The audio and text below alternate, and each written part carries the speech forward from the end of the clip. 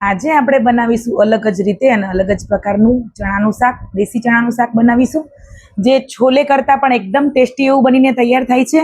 નથી ગ્રેવી કરવાની ઝંઝટ કે નથી ચણાને બાફવાની ઝંઝટ. અહીંયા એક જ વખતમાં બંને પ્રોસેસ થઈ જશે અને એકદમ મસ્ત મજાનું શાક બનીને તૈયાર થાય છે.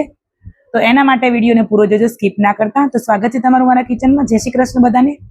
એના માટે અહીંયા 2 કપ આપણે ચણાને રાત્રે જ પલાળી દીધા હતા અને વધારાનું જે પાણી હોય એક્સ્ટ્રા નીકાળી દેવાનું. સરસ ચણાને ધોઈને રેડી કરી લીધેલા છે. અહીંયા આપણે મિક્સિંગ બાઉલ લઈ લેવાનું છે. એમાં પલાળેલા ચણાને પાણી નીતારીને સાફ કરીને આપણે મિક્સિંગ બાઉલમાં લઈ લેવાના છે. 2 મીડિયમ સાઇઝના ટમેટા અને 2 મીડિયમ સાઇઝની ડુંગળીને કટ કરીને એ પણ એડ કરી દેવાની છે. સાથે ચણામાં જ આદુ, મરચાં અને લસણ એ પણ પેસ્ટ પણ તમે એડ કરી શકો છો અને આ રીતે કટ કરીને પણ એડ કરી શકો છો. બધું જ આપણે એક જ મિક્સિંગ બાઉલમાં એડ કરી દેવાનું છે. અહીંયા આપણે બેઝિક સ્પાઇસીસ મસાલા લીધા છે. ધાણા જીરું પાવડર, ગરમ મસાલો, છોલે મસાલો લીધો છે, હળદર પાવડર અને મરચું પાવડર. તો બધા જ મસાલાને અંદર એડ કરીને સરસ હાથ વડે મિક્સ કરવાનું છે, જેથી કરીને બધા જ મસાલા સરસ આપણે ચણામાં અને જે આપણે વેજીટેબલ્સ લીધા છે ડુંગળી અને ટામેટા એમાં સરસ કોટ થઈ જાય અને એક સરખા ભળી જાય અને જેટલી પણ એની સુગંધ છે એ બધી જ મસાલાની સરસ આપણે અંદર બેસી જાય. તો આ રીતે આપણે રેડી કરી લીધેલા છે. તો અહીંયા આપણે કુકર મૂકવાનું છે. કુકરમાં આપણે જરૂરિયાત પ્રમાણે ઓઇલ એડ કરવાનું છે. ઓઇલ ગરમ થાય એટલે આપણે સરસ હિંગ, 2 લાલ સૂકા મરચાં, તમાલપત્ર, જીરું લીધું છે 1 ચમચી, 2 થી 3 લવિંગ લીધા છે અને 2 થી 3 કાળા મરી લીધા છે. સરસ આપણે તેલ ગરમ થાય એટલે એમાં એડ કરી દેવાનું છે. ગેસની ફ્લેમ ધીમી રાખવાની. અહીંયા આપણે જે ચણાનું બનાવીને રાખ્યું હતું ચણાનો મસાલો એ એડ કરી દઈશું અને સરસ આપણે મિક્સ કરીશું. આ રીતે આપણે શાક બનાવીએ તો ફટાફટ બનીને તૈયાર થઈ જાય છે અને સેમ બજાર જેવો ટેસ્ટ આવે છે, છોલે ખાતા હોય એવો. તો અહીંયા આપણે મીઠું નાખવાનું બાકી હતું, એ પણ આપણે અહીંયા એડ કરી દીધું છે.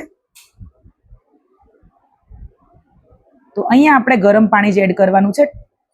જો તમે મારા રેગ્યુલર વિડીયો જોતા હશો તો તમને ખબર જ હશે કે હું દરેક વિડીયોમાં તમને કહું છું કે જ્યારે પણ આપણે પાણી એડ કરવાનો સમય આવે ત્યારે આપણે ગરમ જ પાણી એડ કરવાનું. એનું કારણ એ છે કે ટેમ્પરેચર પણ જળવાઈ રહે છે અને ટેસ્ટમાં બેસ્ટ બને છે.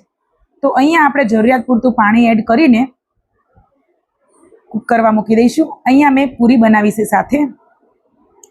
તો સરસ મજાની આપણે મોટી મોટી ભટુરાની જગ્યાએ આપણે પૂરી અહીંયા સર્વ કરીશું, કેમ કે મેંદો આપણા હેલ્થ માટે સારો નથી હોતો. તો અહીંયા આપણે સરસ મજાની પૂરી બનીને તૈયાર કરી લીધી છે. તો આ રીતે આપણે બાળકોને મોટી પૂરી બનાવીને આપીએ તો બાળકો ખૂબ પસંદ કરતા હોય છે અને બાળકોને એવું પણ લાગે કે અમે ભટુરા સાથે ચણાનું શાક ખાધું છે. અને તમે આ રીતે બનાવશો ને ચણાનું શાક તો તમને બિલકુલ એવું નહીં લાગે કે આપણે છોલે ભટુરે નહીં ખાધા. એવું જ લાગશે તમને કે આપણે છોલે ભટુરે ખાધા છે. તો સરસ મજાની ઘઉંના લોટની આવી મોટી પૂરી બનાવવાની.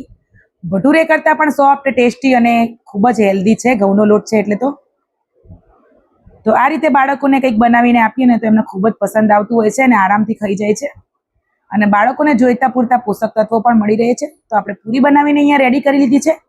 તો ગેસની ફ્લેમ આપણે બંધ કરી દીધી છે. તો જુઓ સરસ મજાનું એકદમ શાક બનીને તૈયાર થઈ ગયું છે ચણાનું. તો જોતા તો એટલું સરસ લાગી રહ્યું છે પણ ટેસ્ટમાં પણ બેસ્ટ છે. મેં આ પહેલી વાર નથી બનાવ્યું, ઘણી બધી વાર બનાવેલું છે.